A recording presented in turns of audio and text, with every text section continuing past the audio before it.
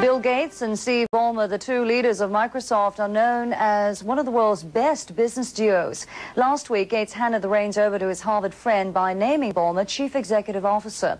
During his recent visit to Asia, Ballmer gave us exclusive behind-the-scenes access. And Farlan Chang has a story on one of the world's richest men. Hey, how you doing, Addison? Call him the life of the party.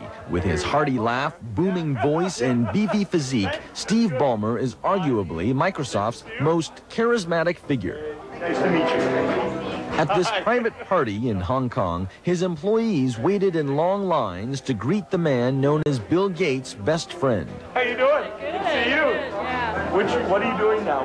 Government. The outgoing 43-year-old native of Detroit is known as the alter ego to the more introverted Gates. They first bonded at Harvard, where they were known as math nerds. Ballmer graduated, Gates did not. But Ballmer later dropped out of Stanford Business School to join his pal, who was just starting Microsoft. The first 25 years, a lot of the team building came directly from sort of shared vision and passion about the importance of what we were doing and how it could change the world. They changed the world and became among the richest men on the globe. And to stay on top, Gates just upgraded the best man at his wedding to CEO. Each can now focus on their respective strengths. Gates on future software technologies, Ballmer on managing day-to-day business, details which may not have suited Gates' temperament as well. I think the worst thing about Bill is that he is so passionate about what we're trying to do and so, concerned about the company, he can sort of get himself, he almost can eat himself up if things if we're not making the kind of progress that we ought to make. And the progress they've made has been fueled by Ballmer's skill as a super salesman.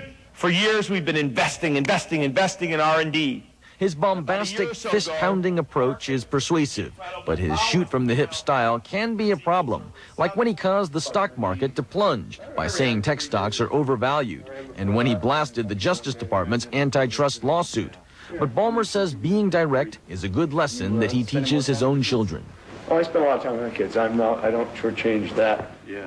Ballmer's plain talk is why he prefers writing on a piece of paper instead of on the screen of a handheld organizer. Yeah, and I haven't gotten good yet at taking notes on the screen while looking you in the eye, which I can do sort of on a piece of paper, and I can't do yet, so I keep the paper in my pocket for now. And he keeps close to his heart the lessons he learned from his grandfather. He was a Russian immigrant to the United States, and he used to say, "Don't show up, nobody," which meant, you never want to show off. That's a bad thing to do. I would say that was probably he'd grown up very poor in what's now Belarus, but was Russia at the time. And he also told me, make sure you always put the money deep down in your pocket or it'll fall out. That would be the other lesson. Lessons Steve Ballmer has taken with him to the top. Farlan Chang, CNN Financial News, Hong Kong. Coming up, Sony Corporation follows a new path, one it hopes will make consumers happy.